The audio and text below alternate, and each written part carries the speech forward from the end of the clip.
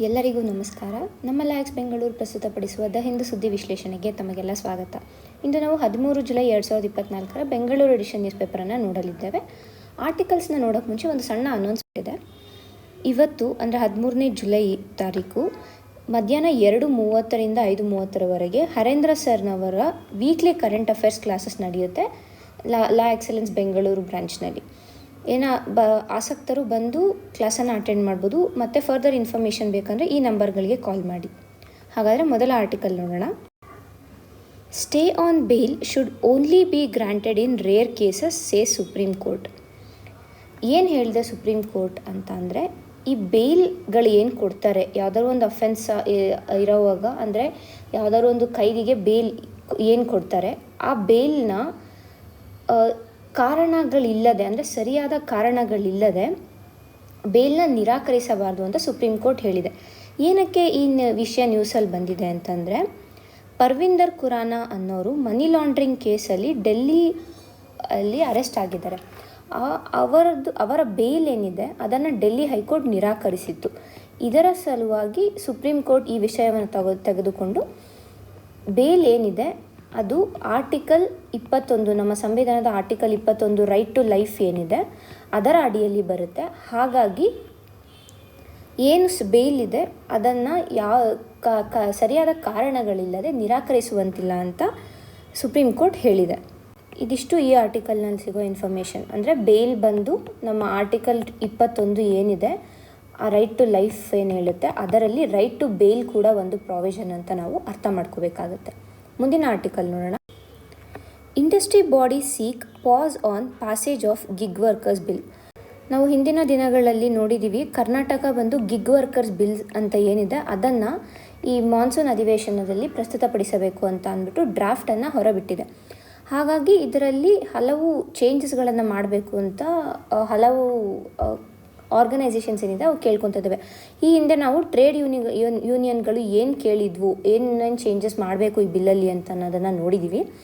ಈಗ ಈ industry bodies ಏನಿದೆ, ಅಂದರೆ ಈ ಕೈಗಾರಿಕಾ ಉದ್ಯಮಗಳ ಬಾಡಿ ಏನಿದೆ ಅದರ ಹೆಡ್ ಬಂದು ನ್ಯಾಸ್ಕಾಮ್ ಅಂತ. ಈ ನ್ಯಾಸ್ಕಾಮ್ ಬಂದು ಸರ್ಕಾರಕ್ಕೆ ಒಂದು ಮನವಿಯನ್ನು ಸಲ್ಲಿಸಿದೆ. ಏನು ಅಂತ ಅಂದರೆ, ಈಗ ನಮ್ಗೆ ಗೊತ್ತಿರೋ ಹಾಗೆ ಸೆಂಟರಲ್ಲಿ ಕೋಡ್ ಆಫ್ ಸೋಷಿಯಲ್ ಸೆಕ್ಯೂರಿಟಿ ಅಂತ ಅಂದ್ಬಿಟ್ಟು ಒಂದು ಆ್ಯಕ್ಟನ್ನು 2020ರಲ್ಲಿ ಪಾಸ್ ಮಾಡಿದ್ದಾರೆ. ಅಂದರೆ ಇದರಲ್ಲಿ ಈ ಗಿಗ್ ವರ್ಕರ್ಸ್ ಏನಿದ್ದಾರೆ ಅವರ ಕುರಿತಾಗಿ ಈ ಕೋಡ್ ಆಫ್ ಸೋಷಿಯಲ್ ಸೆಕ್ಯೂರಿಟಿಯಲ್ಲಿ ಆಗಲೇ ಕೇಂದ್ರ ಸರ್ಕಾರ ಕೆಲವು ನಿಯಮಗಳನ್ನು ಮಾಡಿದೆ. ಅದರಲ್ಲಿ 1-2% ಅಂದರೆ ಮಿನಿಮಮ್ 1%, ಮ್ಯಾಕ್ಸಿಮಮ್ 2%ರಷ್ಟು ಫೀ ಏನಿದೆ ಅದನ್ನು ಈ ಅಗ್ರಿಗೇಟರ್ಸ್ ಅಂತ ಏನು ಕರಿತೀವಿ, ಅಂದರೆ ಇವಾಗ ಒಂದು ಆ್ಯಪ್, ಇವಾಗ ಝೊಮ್ಯಾಟೋನ ನಾವು ಅಗ್ರಿಗೇಟರ್ ಅಂತ ತಗೋತೀವಿ. ಈ ಝೊಮ್ಯಾಟೊ ಬಂದು ಈ ಡೆಲಿವರಿ ಬಾಯ್ಗಳು ಏನಿರ್ತಾರೆ ಅವರಿಗೆ ಹಣವನ್ನು ಕೊಡೋದು, ಹಾಗೆಯೇ ಕಸ್ಟಮರ್ಗಳಿಂದ ಹಣನ ತಗೋತಾರೆ ಅಲ್ವಾ. ಇಲ್ಲಿ ಕಸ್ಟಮರ್ಗಳಿಂದ ತಗೊಂಡು ಡೆಲಿವರಿ ಬಾಯ್ಗಳಿಗೆ ಕೊಡ್ತಾರೆ. ಹಾಗೆ ಇಲ್ಲಿ ಕಸ್ಟಮರಿಂದ ಚಾರ್ಜ್ ಮಾಡುವಾಗ ಈ 1-2% ಫೀ ಏನಿದೆ ಅವನ್ನು ಇವರು ಝೊಮ್ಯಾಟೊ ಅವರು ಚಾರ್ಜ್ ಮಾಡಬೇಕು ಅಂತ ಅಂದ್ಬಿಟ್ಟು already code of social security ಬಿಲ್ಲಲ್ಲಿ ಹೇಳಿದ್ದಾರೆ. ಹಾಗೆ ನಾವು ನೋಡಿರೋ ಥರನೇ ಈ ಗಿಗ್ ವರ್ಕರ್ಸ್ ಬಿಲ್ ಏನಿದೆ ಇದರಲ್ಲೂ ಕೂಡ 1-3%ರಷ್ಟು ಏನು ಫೀ ಇದೆ ಅದನ್ನು ಅಗ್ರಿಗೇಟರ್ಗಳಿಂದ ಕಲೆಕ್ಟ್ ಮಾಡಬೇಕು ಅಂತ ಒಂದು ಪ್ರಾವಿಷನ್ ಇದೆ. ಹಾಗಾದರೆ ಇಲ್ಲಿ ಈ ಅಗ್ರಿಗೇಟರ್ಗಳು ಏನಿರ್ತಾರೆ, ಅಂದರೆ ಇವಾಗ ಝೊಮ್ಯಾಟೊ ಆ್ಯಪ್ ಏನಿದೆ ಕೇಂದ್ರ ಸರ್ಕಾರದ ಈ 1-2% ಮತ್ತು ರಾಜ್ಯ ಸರ್ಕಾರದ ಈ 1-3% ಫೀಗಳನ್ನು ಕಟ್ಟಬೇಕು ಅಂತ ಅಂದರೆ ಅವರಿಗೆ 2 ಸರ್ತಿ ಅಂದರೆ ಡಬಲ್ ಚಾರ್ಜ್ ಆಗುತ್ತೆ ಅವ್ರಿಗೆ. ಸೊ ಇದನ್ನು ಕೂಡ ಅವಾಯ್ಡ್ ಮಾಡಬೇಕು ಅಂತ ಅವ್ರು ಹೇಳ್ತದೆ. ಯಾಕೆ ಅಂತಂದರೆ ಈಗಾಗಲೇ ಎಷ್ಟೊಂದು ಅಗ್ರಿಗೇಟರ್ಗಳು ಏನಿದ್ದಾರೆ, ಅಂದರೆ ಈ ಆ್ಯಪ್ಗಳು ಏನಿರ್ತವೆ, ಸರ್ವಿಸ್ ಡೆಲಿವರಿ ಮಾಡ್ತಾರೋ ಆ್ಯಪ್ಗಳು ಏನಿದ್ದಾವೆ ಅವು ಆಲ್ರೆಡಿ ನಷ್ಟದಲ್ಲಿದ್ದಾವೆ, ನಷ್ಟ ಅನುಭವಿಸ್ತಾ ಇದ್ದಾವೆ. ಅದರ ಜೊತೆಗೆ ಈ 2 ಸತಿ ಫೀಸ್ಗಳನ್ನು ಕಟ್ಟಬೇಕು, ಇದೆಲ್ಲ ಮಾಡಬೇಕು ಅಂತ ಅಂದರೆ ಅವರು ಮತ್ತಷ್ಟು ನಷ್ಟವನ್ನು ಅನುಭವಿಸ್ತಾರೆ. ಅಂದರೆ ಆವಾಗ ಆ ಕಂಪನಿಗಳು ಕ್ಲೋಸ್ ಆಗೋ ಸಾಧ್ಯತೆಗಳಿವೆ ಅಂತ ಕೂಡ ಇಲ್ಲಿ ನ್ಯಾಸ್ಕಾಮ್ ಏನಿದೆ ಅದು ರಾಜ್ಯ ಸರ್ಕಾರಕ್ಕೆ ಬರೆದಿರೋ ಪತ್ರದಲ್ಲಿ ಹೇಳಿದೆ. ಇನ್ನೊಂದು ಅಂಶ ಏನು ಹೇಳಿದೆ ಅಂತ ಅಂದರೆ, ನಾವು ನೋಡಿರೋ ಥರನೇ ಗಿಗ್ ವರ್ಕರ್ಸ್ ವೆಲ್ಫೇರ್ ಬೋರ್ಡ್ ಅಂತ ಒಂದು ಬೋರ್ಡನ್ನು ಸೃಷ್ಟಿಸಬೇಕು ಅಂತ ಈ ಬಿಲ್ನಲ್ಲಿ ಹೇಳಿದ್ದಾರೆ. ಈ ಗಿಗ್ ವರ್ಕರ್ಸ್ ವೆಲ್ಫೇರ್ ಬೋರ್ಡಲ್ಲಿ ಗಿಗ್ ವರ್ಕರ್ಸ್ ವೆಲ್ಫೇರ್ ಫಂಡ್ ಕೂಡ ಇರುತ್ತೆ. ಈ ಫಂಡ್ ಈ 1-3%, ಇಲ್ಲಿ 1-2% ಏನಿದೆ ಇದರಲ್ಲಿಂದ ಬರೋ ಹಣನ ಈ ಫಂಡ್ಗೆ ಹಾಕಿ ಆ ಫಂಡ್ ಮೂಲಕ ಗಿಗ್ ವರ್ಕರ್ಸ್ ಏನಿರ್ತಾರೆ ಅವರಿಗೆ ಬೇಕಾದಾಗ ಅವರಿಗೆ ಅವಶ್ಯಕತೆ ಇರುವಾಗ ಹಣನ ನೀಡಬೇಕು ಅಂತ ಈ ಗಿಗ್ ವರ್ಕರ್ಸ್ ಬಿಲ್ ಹೇಳ್ತಾ ಇದೆ. ಆದರೆ ಇಲ್ಲಿ ನ್ಯಾಸ್ಕಾಮ್ ಏನು ಹೇಳಿದೆ ಅಂತಂದರೆ, ಇಲ್ಲಿ ಇರೋ ಹಣನ ಯಾರಿಗೆ ಕೊಡಬೇಕು, ಎಷ್ಟು ಕೊಡಬೇಕು, ಮತ್ತು ಎಷ್ಟು ಕಾಲಾವಧಿಯಲ್ಲಿ ಯಾವ ಕಾಲಾವಧಿಯಲ್ಲಿ ಇದನ್ನು ಕೊಡಬೇಕು, ಅಂದರೆ ಅದನ್ನು ಕೊಡೋದಕ್ಕೆ ಏನು ಟೈಮ್ ಫ್ರೇಮ್ ಇರ್ಬೋದು, ಇಲ್ಲ ಏನು ಕಂಡೀಷನ್ಸ್ ಮೇಲೆ ಇದನ್ನು ಕೊಡಬೇಕು, ಅವುಗಳನ್ನು ಬಿಲ್ ಬಂದು ಸ್ಪೆಸಿಫೈ ಮಾಡಿಲ್ಲ. ಹಾಗಾಗಿ ಇದು ಒಂದು ಗ್ಯಾಪ್ ಅಂತ ಹೇಳ್ಬೋದು. ಇದು ಒಂದು ಆ್ಯಕ್ಟಲ್ಲಿ ಗ್ಯಾಪ್ ಆದರೆ ಇದು ಲೂಪ್ ಹೋಲ್ ಥರ ಆಗುತ್ತೆ. ಅಂದರೆ ಈ ಲೂಪ್ ಹೋಲ್ನ ಬಳಸಿ ಹಲವಾರು ಅಕ್ರಮಗಳು ಕೂಡ ನಡೆಯೋ ಸಾಧ್ಯತೆ ಇದೆ, ಕರಪ್ಷನ್ ಅಂದರೆ ಭ್ರಷ್ಟಾಚಾರ ನಡೆಯೋ ಸಾಧ್ಯತೆ ಇದೆ ಅಂತ ಕೂಡ ಇಲ್ಲಿ ನ್ಯಾಸ್ಕಾಮ್ ಅವರು ಹೇಳ್ತಾ ಇದ್ದಾರೆ. ಇದಿಷ್ಟು ನಮಗೆ ಈ ಆರ್ಟಿಕಲ್ನಲ್ಲಿ ಬೇಕಾಗಿರೋ ಅಂಶ ಅಂತ ಹೇಳ್ಬೋದು. ಮುಂದಿನ ಆರ್ಟಿಕಲ್ ನೋಡೋಣ. A wobbly walk, India did well to assert its ties with Russia, but the optics were bad. ನಮಗೆ ಗೊತ್ತಿರೋ ಹಾಗೆ ಇತ್ತೀಚೆಗಷ್ಟೇನೆ ನಮ್ಮ ಪ್ರಧಾನಿಯವರು ರಷ್ಯಾಗೆ ವಿಸಿಟ್ ಮಾಡಿ ರಷ್ಯಾದ ಪ್ರೆಸಿಡೆಂಟ್ ಜೊತೆ ಮಾತನಾಡಿ ಹಲವು ನಿರ್ಧಾರಗಳನ್ನು ತಗೊಂಡಿದ್ದಾರೆ. ಆದರೆ ಈ ಏನು ಪ್ರಧಾನಿಯವರು ಹೋಗಿ ರಷ್ಯನ್ ಪ್ರೆಸಿಡೆಂಟ್ ಅವ್ರನ್ನ ಮೀಟ್ ಮಾಡಿದ್ರು, ಈ ಒಂದು ಆ್ಯಕ್ಟನ್ನು ಜಾಗತಿಕ ಮಟ್ಟದಲ್ಲಿ USA ಇರ್ಬೋದು, ಉಕ್ರೇನ್ ಇರ್ಬೋದು, ಇನ್ನು ಹಲವಾರು ರಾಷ್ಟ್ರಗಳು ಇದನ್ನು ತಪ್ಪು ಅಂತ ಹೇಳ್ತಾ ಇದ್ದಾರೆ. ಏನಕ್ಕೆ ಅಂತಂದರೆ, ರಷ್ಯಾ ಉಕ್ರೇನ್ ಮೇಲೆ ವಾರ್ ಮಾಡ್ತಾ ಇರೋದ್ರಿಂದ, ಅಂದರೆ ಯುದ್ಧ ನಡೆಸ್ತಾ ಇರೋದ್ರಿಂದ ಭಾರತ ರಷ್ಯಾ ಜೊತೆ ಈ ಮಾತುಕತೆ ಏನು ಮಾಡ್ತು ಅದು ತಪ್ಪು. ಅಂದರೆ ಈ ಭಾರತ ಮತ್ತು ರಷ್ಯಾದ ಈ ಟೈಮಿಂಗ್ ಏನಿದೆ, ಮೀಟಿಂಗ್ ಟೈಮಿಂಗ್ ಏನಿದೆ ಅದು ಸರಿ ಇಲ್ಲ, ಅದು ತಪ್ಪು ಸಂದೇಶವನ್ನು ನೀಡ್ತಾ ಇದೆ ಅಂತ ಅಂದ್ಬಿಟ್ಟು ಇಲ್ಲಿ ಹೇಳ್ತಾ ಇದ್ದಾರೆ.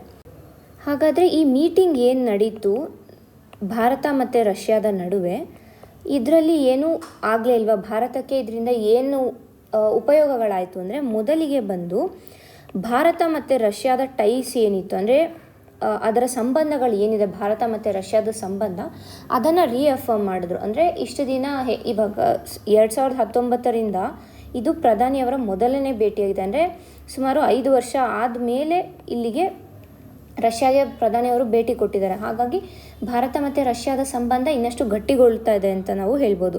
ಎರಡನೇದಾಗಿ ನಮ್ಮ ಪ್ರಧಾನಿಯವರಿಗೆ ರಷ್ಯಾದ ಹೈಯೆಸ್ಟ್ ಸಿವಿಲಿಯನ್ ಅವಾರ್ಡನ್ನು ಕೂಡ ರಷ್ಯಾ ಕೊಟ್ಟಿದೆ.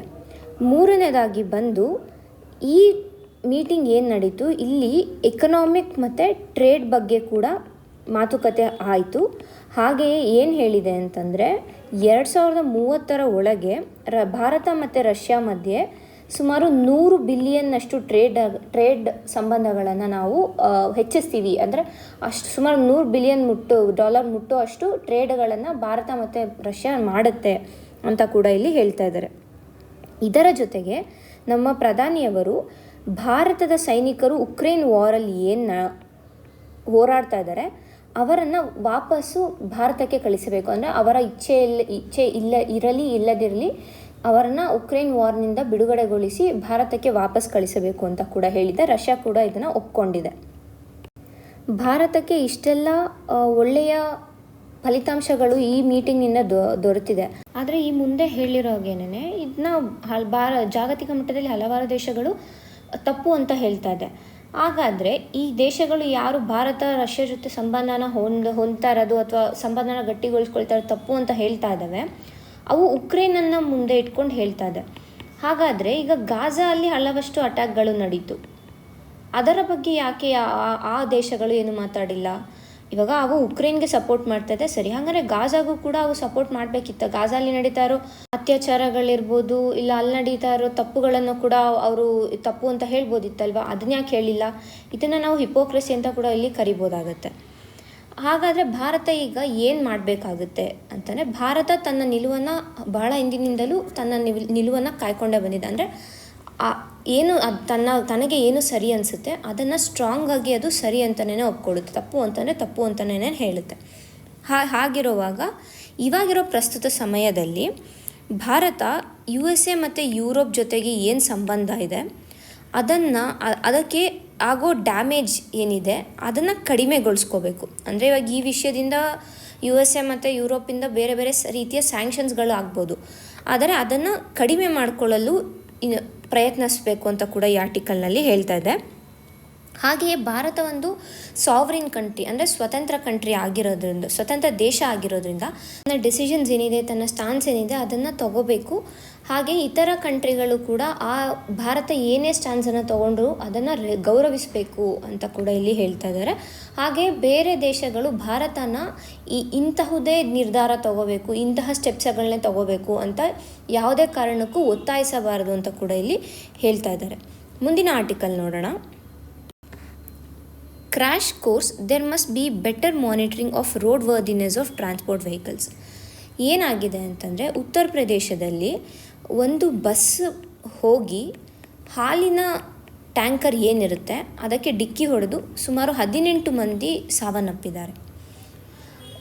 ಆ ಪ್ರಿಲಿಮಿನರಿ ಎಕ್ಸಾಮಿನೇಷನ್ ಏನು ಹೇಳ್ತಾ ಇದೆ ಅಂತಂದರೆ, ಬಸ್ನಲ್ಲಿದ್ದ ಸೇಫ್ಟಿ ಮೆಷರ್ಸ್ ಅಂತಂದರೆ ಈಗ ಸೆನ್ಸರ್ಗಳಿರ್ಬೋದು, ಇಲ್ಲ ಲೇನ್ ಚೇಂಜ್ ಆದಾಗ ಅಲಾರಾಮ್ ಸಿಸ್ಟಮ್ ಇರ್ಬೋದು, ಇದ್ಯಾವುದು ಸರಿಗೆ ಬಸ್ನಲ್ಲಿ ವರ್ಕ್ ಆಗ್ತಾ ಇಲ್ಲ ಅಂತ ಹೇಳುತ್ತೆ. ಆದರೆ ಬರೀ ಕೇವಲ ಈ ಬಸ್ಸು ಮಿಸ್ಟೇಕ್ ಅಂತ ನಾವು ಇಲ್ಲಿ ಕೂಡ ಹೇಳೋದಕ್ಕೆ ಆಗಲ್ಲ. ಅಂದರೆ ಬಸ್ಸನ್ನು ಸುರಕ್ಷಾ ಕ್ರಮಗಳು ಏನಿತ್ತು ಬಸ್ನಲ್ಲಿ ತಗೋಬೇಕಾಗಿದ್ದು ಅದು ತಗೊಂಡೇ ಮಾತ್ರನೇ ಆಕ್ಸಿಡೆಂಟ್ ಆಗಿದೆ ಅಂತ ನಾವು ಹೇಳೋದಕ್ಕೆ ಆಗಲ್ಲ. NCRB ಡೇಟಾ ಏನು ಹೇಳುತ್ತೆ ಅಂತಂದರೆ, 2022ರಲ್ಲಿ ಸುಮಾರು 1.7 ಲಕ್ಷ ಜನ, ಅಂದರೆ ಸುಮಾರು 1,70,000 ಜನ ಆಕ್ಸಿಡೆಂಟ್ಗಳಿಂದ ಸಾವನ್ನಪ್ಪಿದ್ದಾರೆ ಅಂತ ಹೇಳ್ತಾ ಇದ್ದಾರೆ. ಹಾಗಾದರೆ ನಾವಿಲ್ಲಿ ಅರ್ಥಕೋಬೇಕಾಗಿರೋದು ಕೇವಲ ಬಸ್ಸದೇ ಅಂತಾನೇ ಅಲ್ಲ, ರೋಡ್ ಇನ್ಫ್ರಾಸ್ಟ್ರಕ್ಚರ್ ಇರ್ಬೋದು, ಇಲ್ಲ ಅಂತಂದರೆ ರೋಡ್ ಸೈಡಲ್ಲಿ ಇಡೋ ಶಾಪ್ಗಳಿಂದ ಇರ್ಬೋದು, ಇಲ್ಲ ಅಂತಂದರೆ ಹೈವೇ ಡಿಸೈನಿಂದ ಇರ್ಬೋದು, ಇಲ್ಲ ಸ್ಪೀಡ್ ಕಂಟ್ರೋಲ್ ಕರೆಕ್ಟಾಗಿ ಮಾಡ್ದಿರೋದ ಇರ್ಬೋದು, ಇದೆಲ್ಲದರಿಂದನೂ ಈ ಆಕ್ಸಿಡೆಂಟ್ಸ್ಗಳು ಆಗ್ತಾನೇ ಇವೆ. ಹಾಗಾಗಿ ಸರ್ಕಾರ ಇದರ ಬಗ್ಗೆ ಹೆಚ್ಚಿನ ಗಮನ ವಹಿಸಬೇಕು ಅಂತ ಕೂಡ ಇಲ್ಲಿ ಹೇಳ್ತಾ ಇದ್ದಾರೆ. ಏನಕ್ಕೆ ಅಂದರೆ ಇದು ಕೂಡ ಪಬ್ಲಿಕ್ ಹೆಲ್ತ್ನ ಒಂದು ಭಾಗ ಆಗಿದೆ. ಪಬ್ಲಿಕ್ ಹೆಲ್ತ್ ಅಂತ ಬಂದಿದ ತಕ್ಷಣ ಅದು ನಮ್ಮ ಆರ್ಟಿಕಲ್ 21ರಲ್ಲಿ ಸಿಗೋ ರೈಟ್ ಟು ಲೈಫಿಂದ ಇರ್ಬೋದು. ಹಾಗೆಯೇ ಇದು ಪಬ್ಲಿಕ್ ಹೆಲ್ತನ್ನು ಜನರಿಗೆ ಕೊಡೋದು ಸರ್ಕಾರದ ಒಂದು ಮುಖ್ಯ ಉದ್ದೇಶ, ಮುಖ್ಯ ಧ್ಯೇಯ ಆಗಿದೆ ಅಂತ ಕೂಡ ನಾವು ಹೇಳ್ಬೋದಾಗಿದೆ. ಹಾಗಾದರೆ ಇನ್ನು ಮುಂದೆ ಈ ಆಕ್ಸಿಡೆಂಟ್ಗಳನ್ನು ತಡೆಯೋದಕ್ಕೆ ಏನು ಮಾಡ್ಬೋದು ಅಂತ ಈ ಆರ್ಟಿಕಲ್ನಲ್ಲಿ ಒಂದು 3 ಸಜೆಷನ್ಸ್ಗಳನ್ನ ಕೊಡ್ತಾರೆ. ಮೊದಲಿಗೆ ಈ ಲೋಕಲ್ ಅಥಾರಿಟೀಸ್ ಏನಿರ್ತಾರೆ, ಅಂದರೆ ಇವಾಗ ಪೊಲೀಸ್ ಅವ್ರು ಇರ್ಬೋದು, ಇಲ್ಲ ಅಂತಂದರೆ ಟ್ರಾಫಿಕ್ಗೆ ರಿಲೇಟ್ ಆಗಿರೋ ಏನೇನು ಆರ್ಗನೈಸೇಷನ್ಸ್ ಇರ್ತವೆ ಅವುಗಳು ಏನು ಎನ್ಶೋರ್ ಮಾಡಬೇಕು ಅಂತಂದರೆ, ಈ ಗಾಡಿಗಳಂದರೆ ಇವಾಗ ಈ ಪ್ರೈವೇಟ್ ಬಸ್ಸಸ್ ಎಷ್ಟೊಂದು ನೋಡ್ತೀವಿ, ಅವೆಲ್ಲನೂ ಸೇಫ್ಟಿ ಸ್ಟ್ಯಾಂಡರ್ಡ್ಸ್ ಫಾಲೋ ಮಾಡ್ತಾ ಇದೆಯಾ, ಅಂದರೆ ಆ ಒಂದು ವಾಹನದಲ್ಲಿ ಜನರು ಸುರಕ್ಷಿತವಾಗಿ ಪ್ರಯಾಣಿಸಬಹುದಾ ಇಲ್ವಾ ಅನ್ನೋದನ್ನು ಚೆಕ್ ಮಾಡ್ಕೋಬೇಕು. ಹಾಗೆ ಇವಾಗ ಎಕ್ಸಿಸ್ಟಿಂಗ್ ಪ್ರೋಟೋಕಾಲ್ಸ್ ಏನೇನಿದೆ, ಅಂದರೆ ಏನೇನು ಪ್ರೋಟೋಕಾಲ್ಸ್ ಫಾಲೋ ಮಾಡಬೇಕು ಅಂತ, ಒಂದು ವಾಹನ ರೋಡ್ ಮೇಲೆ ಹೋಗ್ತಾ ಇದ್ದಾನೆ ಏನೇನು ಪ್ರೋಟೋಕಾಲ್ಸ್ ಇರುತ್ತೆ, ಅಂದರೆ ಇವಾಗ ಎಮಿಷನ್ ಟೆಸ್ಟ್ ಇರ್ಬೋದು, ಇಲ್ಲ ಬೇರೆ ಸೇಫ್ಟಿ ಅಲಾರಾಮ್ ಇರ್ಬೋದು, ಇಂಥವು ಅಥವಾ ಏರ್ ಬ್ಯಾಗ್ ವರ್ಕ್ ಆಗೋದಿರ್ಬೋದು, ಇಂಥವೆಲ್ಲ ಸೇಫ್ಟಿ ಸ್ಟ್ಯಾಂಡರ್ಡ್ಸ್ನ ಚೆಕ್ ಮಾಡಬೇಕು. ಹಾಗೆ ಅಕಸ್ಮಾತಾಗಿ ಯಾವುದಾದ್ರು ಈ ಸ್ಟ್ಯಾಂಡರ್ಡ್ಸ್ಗಳನ್ನು ಫಾಲೋ ಮಾಡ್ತಾ ಇಲ್ಲ ಅಂತ ಅಂದರೆ ಅವರಿಗೆ ಪೆನಾಲ್ಟಿಗಳನ್ನು ಕೂಡ ಹಾಕಬೇಕು ಅಂತ ಮೊದಲನೇದಾಗಿ ಈ ಸಜೆಷನ್ನ ಕೊಡ್ತಾ ಇದ್ದಾರೆ. ಎರಡನೇದಾಗಿ ಮಿನಿಸ್ಟ್ರಿ ಆಫ್ ರೋಡ್ ಟ್ರಾನ್ಸ್ಪೋರ್ಟ್ ಮತ್ತು ಹೈವೇಸ್ ಏನಿದೆ ಅದು ಒಂದು ಸೇಫ್ಟಿ ಸರ್ಟಿಫಿಕೇಟ್ಸ್ ಮೇಲೆ ಅಥವಾ ಟೆಸ್ಟಿಂಗ್ ಸೆಂಟರ್ಸು ಮತ್ತು ರಿಪೋರ್ಟ್ಸು, ಆಡಿಟ್ಸು ಇವೆಲ್ಲದನ್ನು ಅದರ ವೆಬ್ಸೈಟ್ನಲ್ಲಿ ಪಬ್ಲಿಷ್ ಮಾಡಬೇಕು ಅಂತ ಹೇಳ್ತಾ ಇದೆ. ಮೂರನೇದಾಗಿ ಜನರಿಗೆ ಈ ವಾಹನಗಳು ಏನಿದೆ ವೆಹಿಕಲ್ಸ್ದು ಟೆಸ್ಟಿಂಗ್ ಏನು ನಡೆಯುತ್ತೆ ಅದು ಕಾಲಕ್ಕೆ ಸರಿಯಾಗಿ ಮಾಡಿಸ್ಬೇಕು. ಅಂದರೆ ಇವಾಗ ನಾವು ಎಮಿಷನ್ ಟೆಸ್ಟನ್ನು ನೋಡಿದ್ರೆ ಅದನ್ನು ವರ್ಷಕ್ಕೊಮ್ಮೆ ಮಾಡಿಸೋದು ಮ್ಯಾಂಡೇಟರಿ ಇರುತ್ತೆ. ಹಾಗೆ ಅಂದರೆ ಈ ತರಹದನ್ನು ಜನರಿಗೆ ತಿಳಿಸ್ಬೇಕು. ಅಂದರೆ ಅವರ ವಾಹನಗಳು ಏನಿರ್ತವೆ ಅದನ್ನು ಕಾಲಕ್ಕೆ ಸರಿಯಾಗಿ ಟೆಸ್ಟ್ ಮಾಡಿಸ್ಕೋಬೇಕು. ಅಂದರೆ ಅದರಲ್ಲಿ ಇರೋ ಸುರಕ್ಷಾ ಕ್ರಮಗಳು ಏನಿದ್ದಾವೆ, ಅಂದರೆ ಇವಾಗ ಏರ್ ಬ್ಯಾಗು ಆಕ್ಸಿಡೆಂಟ್ ಆದ ತಕ್ಷಣ ಏರ್ ಬ್ಯಾಗ್ ಓಪನ್ ಆಗೋದಿರ್ಬೋದು, ಇಲ್ಲ ಅಂತ ಅಂದರೆ ಎಮಿಷನ್ ಕಡಿಮೆ ಆಗಿ ಅಂದರೆ ಎಮಿಷನ್ ಜಾಸ್ತಿ ಮಾಡ್ತಾ ಇದೆ ಅನ್ನೋದಿರ್ಬೋದು. ಈ ಥರ ಟೆಸ್ಟ್ಗಳನ್ನು ಮಾಡಿಸ್ಕೊಳ್ಳೋದಕ್ಕೆ ಜನರಿಗೆ ಅವೇರ್ನೆಸ್ಸನ್ನು ಕ್ರಿಯೇಟ್ ಮಾಡಬೇಕು ಅಂತ ಕೂಡ ಈ ಆರ್ಟಿಕಲ್ನಲ್ಲಿ ಹೇಳ್ತಾ ಇದೆ. ಇಷ್ಟು ಈ ಆರ್ಟಿಕಲ್. ಮುಂದಿನ ಆರ್ಟಿಕಲ್ ನೋಡೋಣ. Centralised hiring leads to language cultural barriers in Eklavya schools. ನಮಗೆ ಗೊತ್ತಿರೋ ಹಾಗೆಯೇ ಕೇಂದ್ರ ಸರ್ಕಾರ ಬಂದು ಏಕಲವ್ಯ ಮಾಡೆಲ್ ರೆಸಿಡೆನ್ಷಿಯಲ್ ಸ್ಕೂಲ್ಸ್ ಅನ್ನೋದನ್ನು ಈ ಟ್ರೈಬಲ್ ಮಕ್ಕಳು ಏನಿರ್ತಾರೆ, ಅಂದರೆ ಆದಿವಾಸಿ ಮಕ್ಕಳುಗಳು ಏನಿರ್ತಾರೆ ಅವರಿಗೆ ಈ ಏಕಲವ್ಯ ಮಾಡೆಲ್ ರೆಸಿಡೆನ್ಷಿಯಲ್ ಸ್ಕೂಲ್ಸ್ಗಳನ್ನು ಕೇಂದ್ರ ಸರ್ಕಾರ ತೆರೆದಿದೆ. ಇದರಲ್ಲಿರೋ ಟೀಚರ್ಸ್ನ ಕಳೆದ ವರ್ಷದವರೆಗೂ ಅಂದರೆ ಹೋದ ವರ್ಷ 2023ವರೆಗೂ ಕೂಡ ರಾಜ್ಯ ಸರ್ಕಾರಗಳು ಏನಿದ್ವು ಅವು ಅಪಾಯಿಂಟ್ ಮಾಡ್ತಾಯಿದ್ವು. ಆದರೆ ಕಳೆದ ವರ್ಷದಿಂದ ಈ ಟೀಚರ್ಸ್ನ ಕೇಂದ್ರ ಸರ್ಕಾರ ಅಪಾಯಿಂಟ್ ಮಾಡ್ತಾಯಿದೆ. ಕೇಂದ್ರ ಸರ್ಕಾರ ನ್ಯಾಷನಲ್ ಟೆಸ್ಟಿಂಗ್ ಏಜೆನ್ಸಿ ಮೂಲಕ ಒಂದು ಎಕ್ಸಾಮನ್ನು ನಡೆಸಿ, ಅಂದರೆ ಪರೀಕ್ಷೆಯನ್ನು ನಡೆಸಿ, ಪರೀಕ್ಷೆಯಲ್ಲಿ ಉತ್ತೀರ್ಣರಾದವ್ರನ್ನ ಈ ಟೀಚರ್ಸ್ ಆಗಿ ಏಕಲವ್ಯ ಮಾಡೆಲ್ ರೆಸಿಡೆನ್ಷಿಯಲ್ ಸ್ಕೂಲ್ಸ್ಗೆ ಕಳಿಸ್ತಾ ಇದ್ದಾರೆ. ಹಾಗಾದರೆ ಈಗ ಇದು ಕೇಂದ್ರ ಸರ್ಕಾರ ಮಾಡ್ತಾ ಇರೋದು ನ್ಯಾಷನಲ್ ಟೆಸ್ಟಿಂಗ್ ಏಜೆನ್ಸಿ. ನಾವು ಒಂದನ್ನು ಗಮನ ಇಟ್ಕೋಬೇಕು, ಕೇಂದ್ರ ಸರ್ಕಾರ ಮಾಡೋ ಎಕ್ಸಾಮ್ಸ್ನಲ್ಲಿ ಎಲ್ಲದರಲ್ಲೂ ಕ್ವೆಶನ್ ಪೇಪರು ಹಿಂದಿಯಲ್ಲಿ ಇರುತ್ತೆ. ಹಾಗಾಗಿ ಇದರಿಂದ ಬಹುಪಾಲು ಜನ ಏನು ಸೆಲೆಕ್ಟ್ ಆಗ್ತಾ ಇದ್ದಾರೆ ಅವರು ಉತ್ತರ ಭಾರತದವರಾಗಿರ್ತಾರೆ. ಅದು ಒಂದು ನೆನಪಲ್ಲಿರಲಿ. ಹಾಗಾದರೆ ಈ ಉತ್ತರ ಭಾರತದಲ್ಲಿರೋ ಹಿಂದಿ ಮಾತನಾಡುವ ಜನರನ್ನು ದಕ್ಷಿಣ ಭಾರತದಲ್ಲಿರೋ ಈ ಏಕಲವ್ಯ ಮಾಡೆಲ್ ರೆಸಿಡೆನ್ಷಿಯಲ್ ಸ್ಕೂಲ್ಸ್ಗೆ ಕಳಿಸಿದ್ರೆ ಇವರಿಗೆ ಇಲ್ಲಿ ಭಾಷಾ ಬ್ಯಾರಿಯರ್ ಏನಿದೆ, ಅಂದರೆ ಲ್ಯಾಂಗ್ವೇಜ್ ಬ್ಯಾರಿಯರ್ ಏನಿರುತ್ತೆ, ಅವ್ರಿಗೆ ಹಿಂದಿ ಬಿಟ್ಟು ಬೇರೆ ಲ್ಯಾಂಗ್ವೇಜ್ ಬರ್ತಾ ಇರಲ್ಲ. ಇಂಗ್ಲೀಷ್ ಬಂದರೂ ಕೂಡ ಇಲ್ಲಿ ಆದಿವಾಸಿಯ ಮಕ್ಕಳಿಗೆ ಇಂಗ್ಲೀಷ್ ಎಲ್ಲಿಂದ ಬರೋದಿಲ್ಲ. ಹಾಗಾಗಿ ಇದು ಒಂದು ಪ್ರಾಬ್ಲಮ್ ಆಗ್ತದೆ. ಏನು ಮಾಡ್ತಾ ಇದ್ದಾರೆ ಅದಕ್ಕೆ ಅಂತಂದರೆ, ಇಲ್ಲಿ ಯಾರು ಈ ಟೀಚರ್ಸ್ ಬಂದು ದಕ್ಷಿಣ ಭಾರತಕ್ಕೆ ಪೋಸ್ಟಿಂಗ್ ಆಗಿರುತ್ತೆ ಅವರು ಇಲ್ಲ, ನಾವು ಇಲ್ಲಿ ಕೆಲಸ ಮಾಡೋದಿಲ್ಲ, ನಾವು ವಾಪಸ್ ಉತ್ತರ ಭಾರತದಲ್ಲಿನ ಯಾವುದಾದ್ರು ಸ್ಕೂಲ್ಗಳಿಗೆ ಹೋಗ್ತೀವಿ ಅಂತ ಅಂದ್ಬಿಟ್ಟು ಅರ್ಜಿಗಳನ್ನು ಸಲ್ಲಿಸ್ತಾ ಇದ್ದಾರೆ. ಇದರ ಜೊತೆಗೆ ಇನ್ನೂ ಒಂದು ಏನು ಮಾಡಿದ್ದಾರೆ ಏಕಲವ್ಯ ಮಾಡೆಲ್ ರೆಸಿಡೆನ್ಷಿಯಲ್ ಸ್ಕೂಲ್ಸಲ್ಲಿ ಅಂದರೆ, ಹಿಂದಿಯನ್ನು ಕಂಪಲ್ಸರಿ ಮಾಡಿದ್ದಾರೆ. ಹಿಂದಿ ಕಂಪಲ್ಸರಿ ಮಾಡಿದಾಗ ಏನಾಗುತ್ತೆ, ಇವಾಗ ಇಲ್ಲೇ ನಮ್ಮ ಲೋಕಲಲ್ಲೇ ನಾವು ತೊಗೊಂಡ್ರೆ ಕೂಡ ಹಲವಾರು ಜನಕ್ಕೆ ಹಿಂದಿ ಬರೋದೇ ಇಲ್ಲ.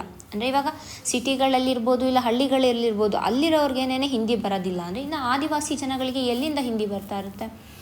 ಹಾಗಾಗಿ ಇದು ಒಂದು ಕೂಡ ಪ್ರಾಬ್ಲಮ್ ಆಗ್ತಾಯಿದೆ. ಈ ಥರ ಆದರೆ ಅಂದರೆ ಈಗ ಏಕಲವ್ಯ ಮಾಡೆಲ್ ರೆಸಿಡೆನ್ಸಿ ಸ್ಕೂಲ್ನ ಮುಖ್ಯ ಉದ್ದೇಶ ಏನು, ಆದಿವಾಸಿ ಮಕ್ಕಳಿಗೆ ಸರಿಯಾದ ಶಿಕ್ಷಣ ಸೌಲಭ್ಯ ಕೊಡೋದು. ಈಗ ಬರೀ ಹಿಂದಿಯಲ್ಲಿ ಎಕ್ಸ್ಪ್ಲೇನ್ ಮಾಡ್ತಾ ಇದ್ದಾರೆ, ಹಿಂದಿಯಲ್ಲಿ ಪಾಠ ಮಾಡ್ತಾ ಇದ್ದಾರೆ ಅಂತ ಆದರೆ, ಅಥವಾ ಇಂಗ್ಲೀಷ್ನಲ್ಲಿ ಪಾಠ ಮಾಡಿದ್ರೆ ಆ ಮಕ್ಕಳಿಗೆ ಶಿಕ್ಷಣ ಎಲ್ಲಿಂದ ದೊರೆಯೋದಿಲ್ಲ. ಹಾಗಾಗಿ ಇದು ತಪ್ಪು. ಅಂದರೆ ಸೆಂಟ್ರಲೈಸ್ಡ್ ಮಾಡಿರೋದ್ರಿಂದ ಈ ಹೈರಿಂಗ್ ಪ್ರಾಸೆಸ್ಸು ತುಂಬ ಕಷ್ಟ ಆಗ್ತಾಯಿದೆ.